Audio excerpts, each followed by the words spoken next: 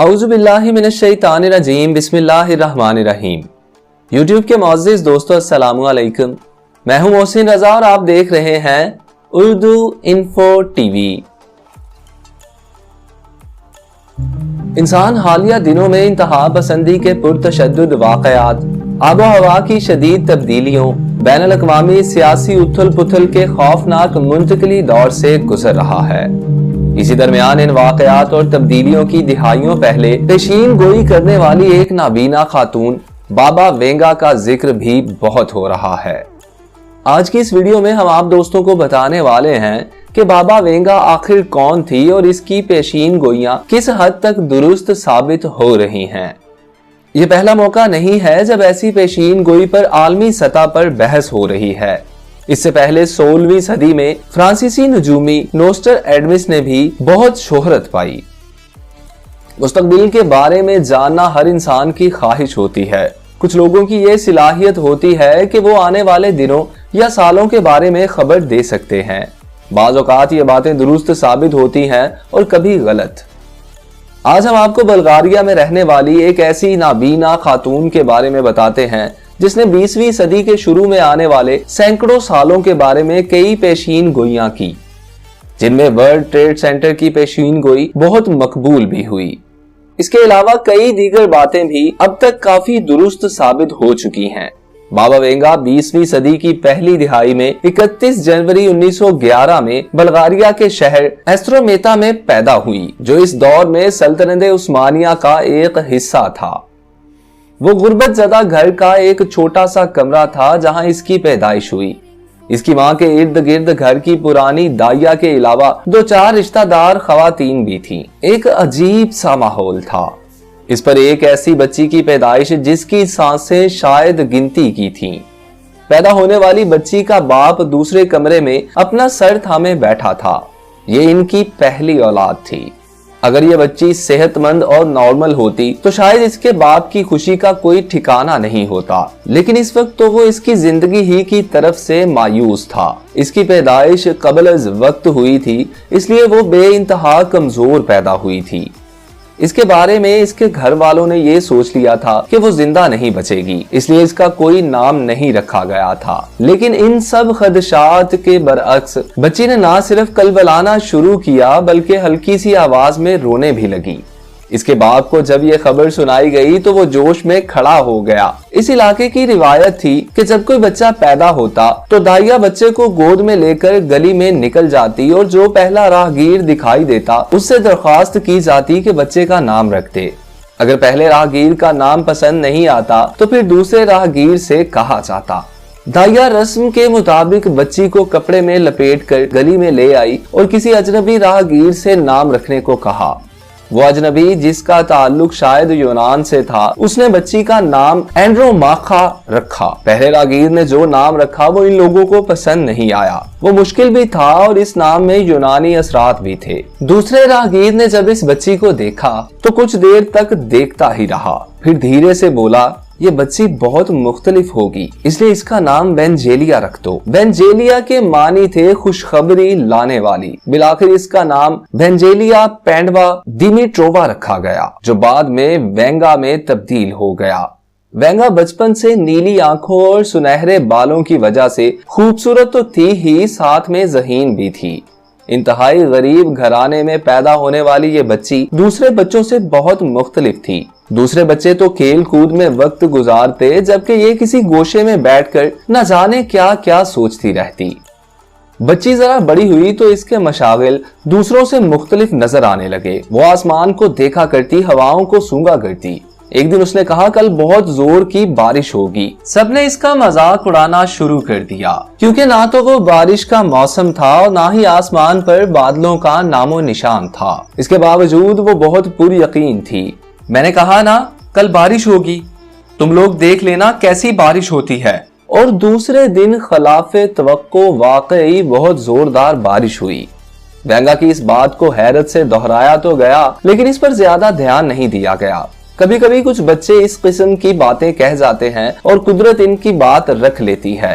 ये भी शायद कोई ऐसी ही बात होगी जो इत्तिफाकन हो गई होगी। लेकिन जब इसने एक बार शहर में एक इलाके की पेशन गोई की तो सब ये जान गए कि इसमें कोई गैर मामूली सलाहियत जरूर है। एक बार इसके वालिद की भेड़ चोरी हो गई तो इसने वो पता बता दिया जहां चोरों ने भेड़ को छुपा रखा था। वेंगा के मशागिल सिर्फ यहीं तक महदूद नहीं रहे, बल्कि उसने इलाज भी शुरू कर दिया। कोई बच्चा बीमार हो जाता तो वह इसका हाथ थाम कर या इसके सर पर हाथ रखकर हीलिंग भी किया करती। इस तरह इसने बेशुमार बच्चों के इलाज कर डाले थे। अपने घर और पूरे मोहल्ले में वेंगा को एक खास अहमियत हासिल हो गई थी। कई बड़े लोग भी अपनी किस्मत का हाल जानने के लिए इसके पास आया करते। कुछ लोग मौसम का हाल मालूम करने इसके पास आते और वो ठीक ठीक बता दिया करती। इसके साथ कई इंतहाई खतरनाक हादसा भी हुए। पहला हादसा तो इसकी माँ की मौत का था। इसकी माँ की मौत अचानक हुई थी और दूसरा हादसा इसके नाबीना हो जाने का हुआ। वेंगा की जिंदगी में एक हादसा हुआ जिसने इसे नाबीना कर दिया। 12 साल की उम्र में वो एक पूरी सरार बगोले की जद में आ गई। हवाई बगोले ने इसे उठाकर इतनी दूर फेंक दिया कि वो जख्मी हालत में कई दिनों के बाद अपने खानदान को मिली। लेकिन इसकी आंखें मट्टी से भर गई थी और तकलीफ के मारे इससे आंखें नहीं खोली जा रही थी। इसके गरीब बाप ने, जो एक सिपाही रह चुका था, इसका इलाज करवाने में कोई कमी नहीं रखी थी, लेकिन इसकी आंखें ठीक नहीं हो सकी। इसकी बीनाई हर तरह के इलाज और कोशिश के बावजूद खत्म हो गई। कहते हैं कि जिन्हें कुदरत किसी एक हिस्से महरूम कर देती है, उनकी दीगर सलाहियतें बेदार हो जाती हैं। वेंगा में ये सलाहियतें शुरू से ही मौजूद थी।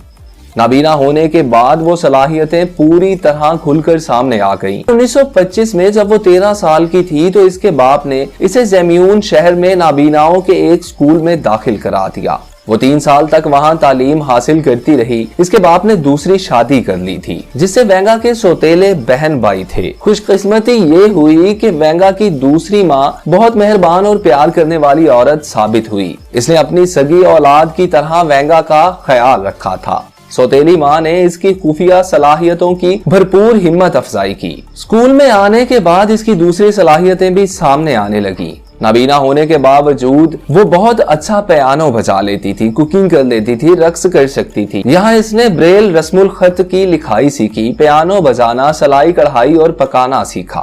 इसकी पेशन गोई और लोगों के इलाज का सिलसिला भी साथ साथ चलता रहा। स्कूल में इसने सिर्फ 3 साल गुजारे, लेकिन वो ज्यादा पढ़ नहीं सकी क्योंकि लोग इसे घेर लेते थे। चुनाचे 3 साल बाद वो घर वापस आ गई। दूसरी अहम वजह ये भी थी कि इसकी सौतेली माँ का भी इंतकाल हो चुका था। सौतेली माँ की वफात के बाद वो अपने बहन भाइयों की देखभाल के लिए अपने घर आ गई। इसका घराना काफी गरीब था, तमाम लोग मेहनत मजदूरी करते थे। इसने इस मौका पर नाबीना होने के बावजूद बड़ी बहन का भरपूर किरदार अदा किया। वो अपने सौतेले भाई बहनों की देखभाल करती रही। सन 1934 में इसे फेफड़ों की एक बीमारी हो गई। 1939 में डॉक्टरों ने इसे जवाब दे दिया था कि वो उनकरीब मर जाएगी, मगर खिलाफे तवक्को वो सेहतयाब हो गई। इस मर्तबा भी कुदरत ने उसे बचा लिया। इसके ठीक हो जाने के बाद इसकी पेशन गोइयों का रुका हुआ सिलसिला फिर से शुरू हो गया। जंग अजीम दौम के दौरान इसके पास हजारों की तादाद में लोग आए, ये जानने के लिए कि इनके प्यारे बेटे या शोहर जो जंग पर गए हैं किस हाल में हैं। इन्हीं लोगों में से एक नौजवान डिमिटर गोशात्रोव था, जो बल्गारिया का एक सिपाही था और वेंगा के पास ये जानने आया था कि इसके भाई के कातिल कहाँ हैं। इसके लहजे और आवाज से इसके अंदर छुपी हुई नफरत और गुस्से का इजहार हो रहा था। वेंगा ने इससे कहा कि लोग यहाँ अपने प्यारों और मोहब्बत करने वालों की तलाश में आते हैं और तुम नफरत के लिए तलाश कर रहे हो। चुनाचे वेंगा ने इसे जाने के लिए कहा। वो दूसरे दिन फिर आन मौजूद हुआ, लेकिन वेंगा इसे बदला लेने के लिए मना करती रही। वेंगा ने कहा, उन्हें भूल जाओ और अपने अंदर ये बदले की आग बुझाने की कोशिश करो। तुमने अगर ऐसा ना किया तो तुम पर ऐसी ऐसी मुसीबतें टूटेंगी कि तुम सोच भी नहीं सकते। मुझे इन लोगों का पता तो चल गया है, लेकिन मैं तुम्हें नहीं बता सकती। बिलाखिर इसने इंतकाम लेने से तौबा कर ली, लेकिन वो इसके बाद भी वेंगा के पास आता जाता रहा। कुछ दिनों के बाद वेंगा और इसके दरमियान अच्छी खासी दोस्ती हो गई। बिलाखिर 10 मई 1942 को इन दोनों ने शादी कर ली और वो बल्गारिया के शहर पैट्रिक में मुंतकिल हो गए। इसके शौहर में एक बहुत बड़ी खामी थी कि वो बेइंतहा शराब पीता था। वेंगा इसको मना करती रही, लेकिन वो ना माना और शराब नोशी की कसरत की वजह से सन 1962 में वो शदीद बीमार पड़कर बिस्तर से जा लगा और इसी बीमारी में इसका इंतकाल हो गया। वेंगा ने अपनी सलाहियतों का इस्तेमाल जारी रखा। इसकी हेलिंग और जड़ी बूटियों के इलाज ने भी लोगों को इसकी तरफ ध्यान देने और इसके पास आने के लिए राग़िब किया। रफ्ता रफ्ता इसकी शोहरत बल्गारिया से निकलकर दूसरे मुल्कों में भी फैलने लगी। बल्गारिया और रूस के बड़े बड़े सियासतदान भी इसकी सलाहियतों से फायदा उठाने पहुंचे, जिनमें सोवियत यूनियन के कम्युनिस्ट पार्टी के इस वक्त के सेक्रेटरी जनरल भी शामिल थे। यहाँ तक के जार भी इससे मुलाकात करने और अपने मुस्तकबिल का हाल मालूम करने के लिए आ पहुंचा। कहा जाता है कि हिटलर भी इससे मिलने आया और मिलने के बाद परेशान नजर आया।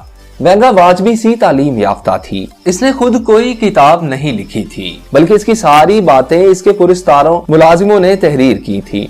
वेंगा दावा करती थी कि इसको किसी नाकाबिले फहम जरिए से लोगों की बातें मालूम हो जाती हैं। लिहाजा वेंगा जो भी पेशिनगोई करती, इसका स्टाफ उसे लिख लेता। फिलआखिर बाबा वेंगा 1996 में तकरीबन 85 साल की उम्र में पैट्रिक में इंतकाल कर गईं।